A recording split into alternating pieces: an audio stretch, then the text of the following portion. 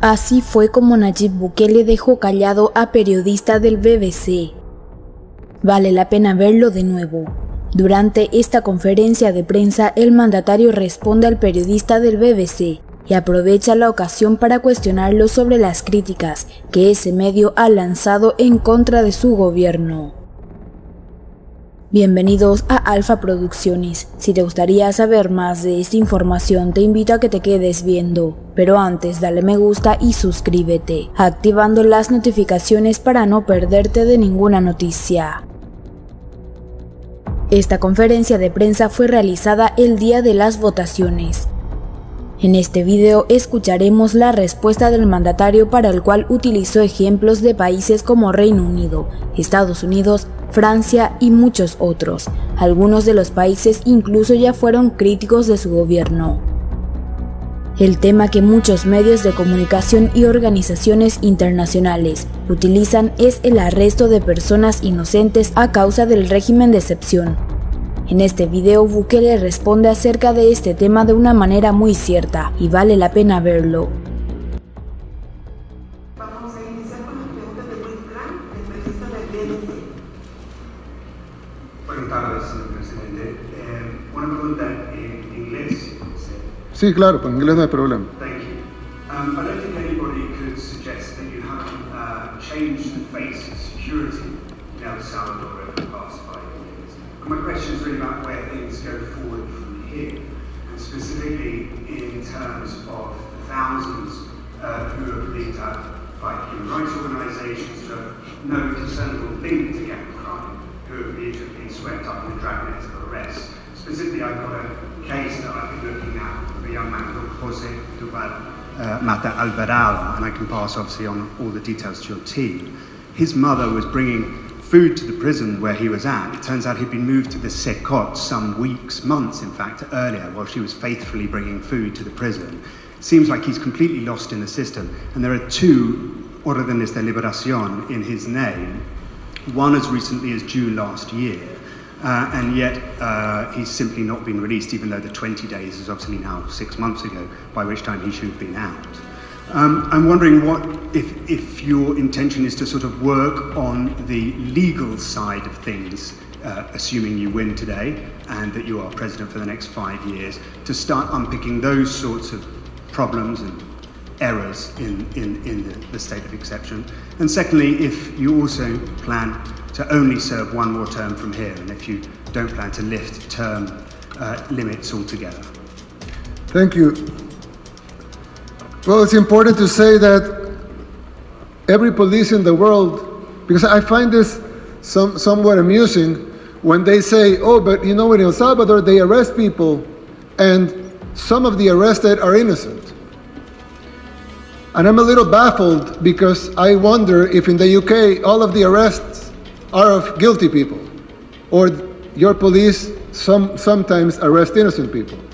I mean, I bet there will be a percentage of people arrested by UK police, the police of the government that you work for, and they will arrest sometimes innocent people as a mistake, or because they had a wrong tip, but they will go to a judicial system.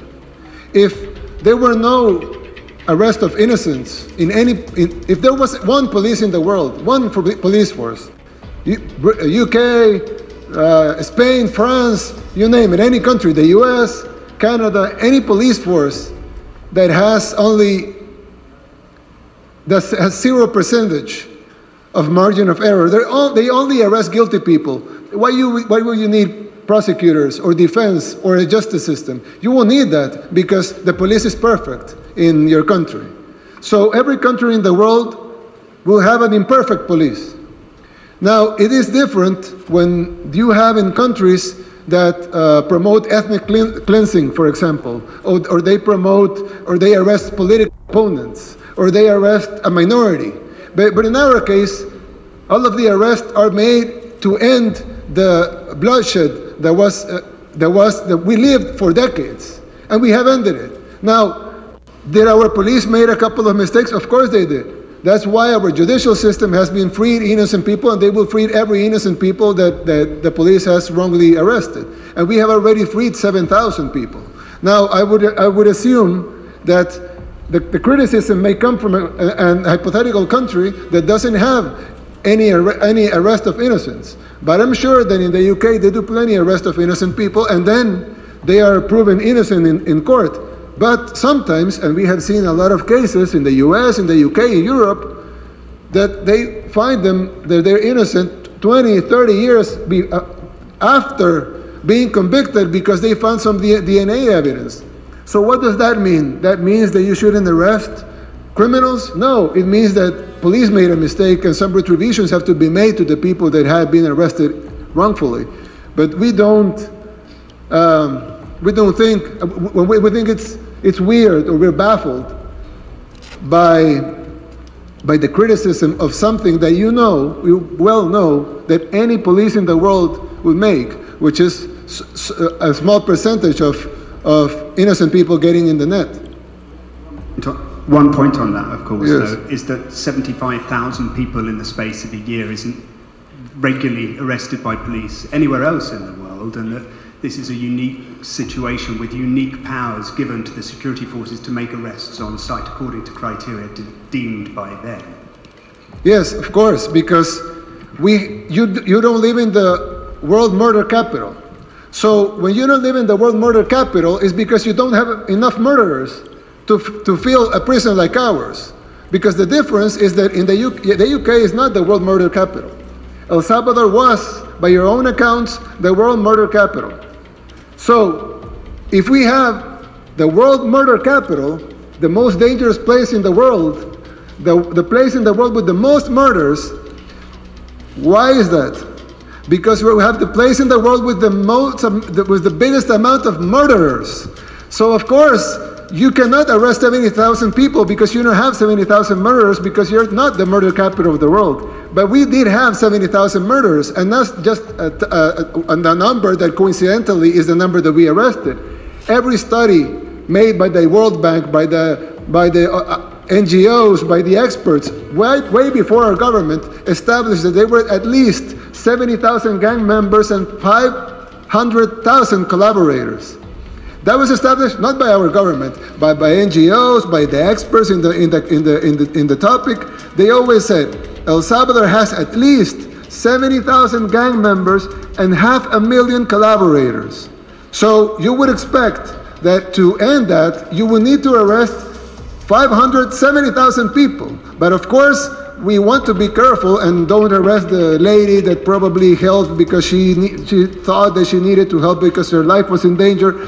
So we're sparing 85% of the tally that the organizations that you finance established way before our government. So why do we have the biggest incarceration rate in the world? Because we changed the murder capital of the world's most dangerous country, into the safest country in the Western Hemisphere. And the only way to do that is to arrest all the murderers. There's no other way to do it. Well, the other way would be to kill all the murderers, but we don't have death penalty, so we have to arrest all the murderers. So you say, why is such a big number? Well, what do you expect?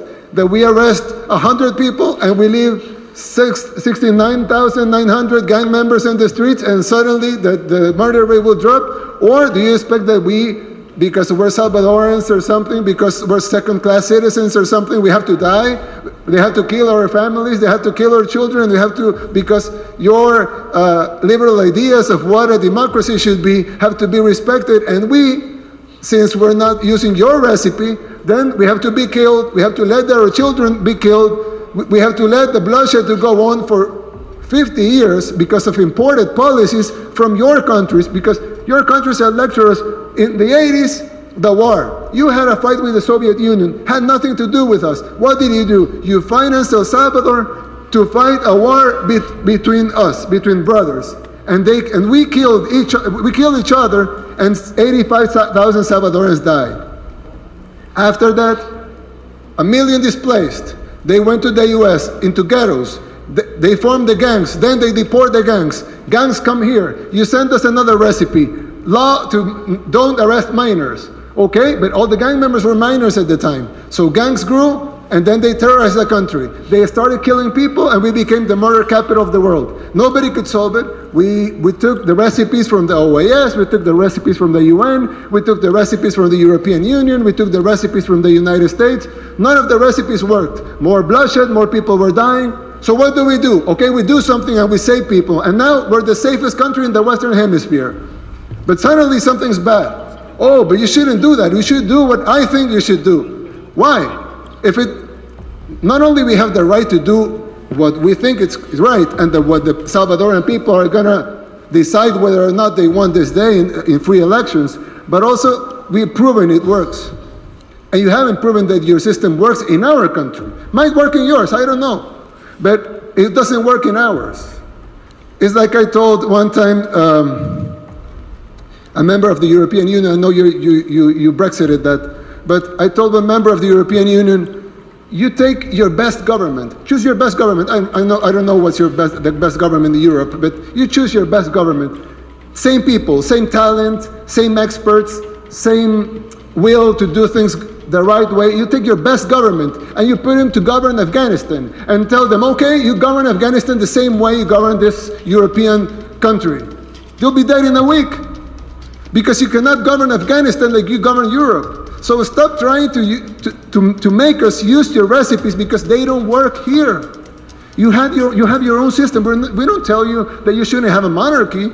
I mean, we're fine with your monarchy. We love your monarchy. It's fine. But we don't say, oh, you shouldn't have a monarchy and you shouldn't have hereditary titles. Why? Because it's your country. You can do whatever you want with it. But suddenly we have to do what you want to do with our country. So what I'm gonna finish the question is that this has been proven by all of you and by all independent sources. El Salvador was turned from the most dangerous place in the world to the safest in the Western Hemisphere. That's not a small feat, and that's not done easily. And nobody in the world has ever done it before, so fast and so clean like we have done it here, with no civilian casualties. So, I don't know. I know it's different. I know the numbers from the UK and ours will be different for maybe a couple of decades, but we're doing our best here, and we're really trying, and the Salvadoran people today are gonna vote freely in free and fair elections and in full democracy and choose their own path. Thank you.